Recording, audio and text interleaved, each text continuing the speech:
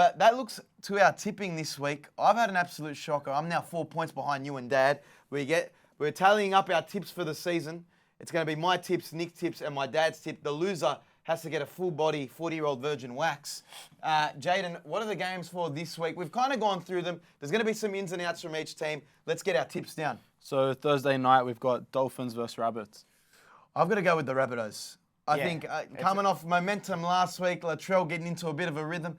The Dolphins were very mighty. With the players that they have out, and to get a win last week. We've got some big ins as well. So for the Dolphins, you've got Jesse Bromwich. Massive. And for Souths, Alex Johnson's back and Jai Arrow. Jai Arrow being back is big. He's big, They needed that kind of forward up the middle. That forward up the middle that's not going to make an error and have those kind of bad plays. And I think South, they're getting on a bit of a roll now. They had a good win against the Bulldogs. Yeah. The Dolphins are overrated. I know they got a good win against the Cowboys last week. I think they're overrated. I just think that they surprise a lot of teams. Can they do this for the remainder of the season? They're just going to be that tough team that could spoil everyone's multi, and you're going to hate them for it. But I'll take the Rabbits. Rabbits easy here. Next one. Next game is Sharks versus Roosters. And This is tough. Big inclusions here are, so Wade Graham comes back from his suspension. And for the Roosters, you've got James Tedesco, Matt Lodge, both returning. Teddy and Lodge It's being a back. tough one. It's at Shark Park, which makes me want to lean the Sharks. Coming off a bye as well, so they should be a bit fresh. Should be very fresh. And that Warriors defeat. Yeah, that's got that Warriors defeat still sitting with them. They're probably dirty about that. I'll take the Sharks here in a close one.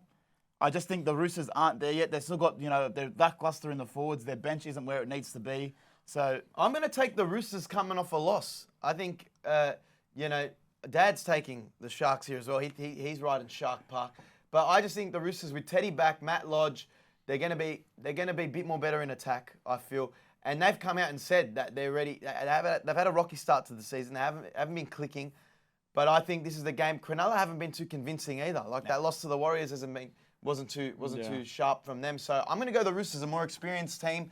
And what's worrying is the Roosters pumped Sharks last year. I think both times they played them. So I'm going with the got Roosters. their number.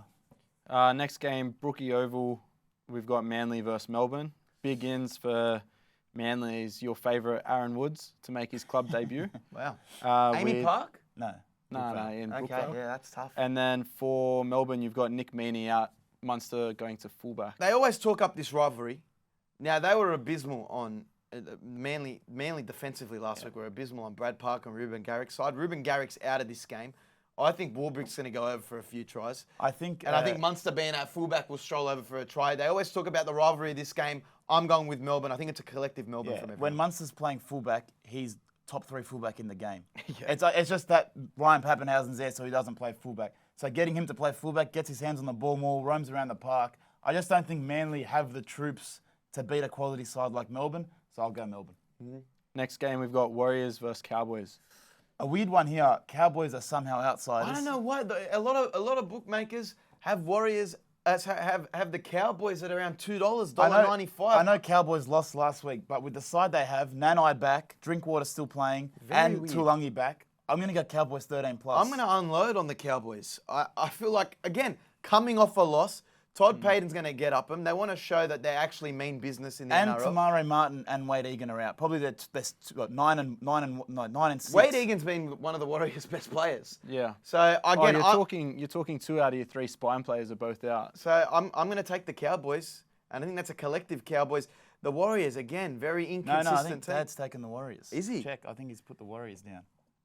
He has. He's taken New He Zealand likes- in New Zealand. He likes New Zealand in New Zealand. Wow.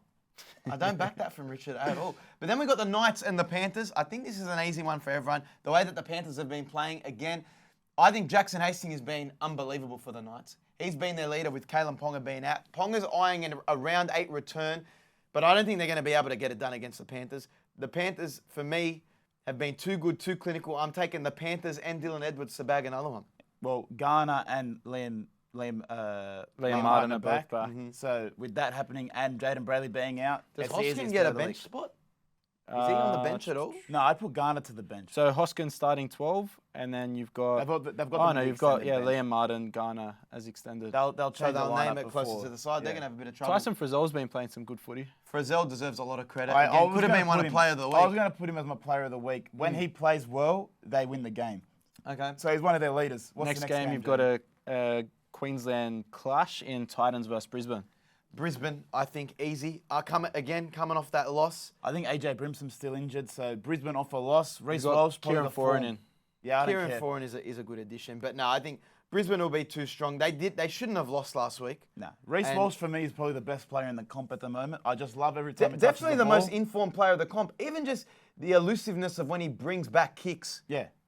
No one can touch him right now. He's always providing a lot of spark. You know, it reminds me of when Kalen Ponga first broke in, and he was always consistently getting on the outside of Ben his Barber. opposite player. So if Ponga comes back, who are you playing at 1 for Queensland? Ponga still gets Ponga it. still gets the nod at 1, but Reece Walsh definitely is an emerging player. And if there's any injuries around that side, Reece Walsh could play number 1. Yeah.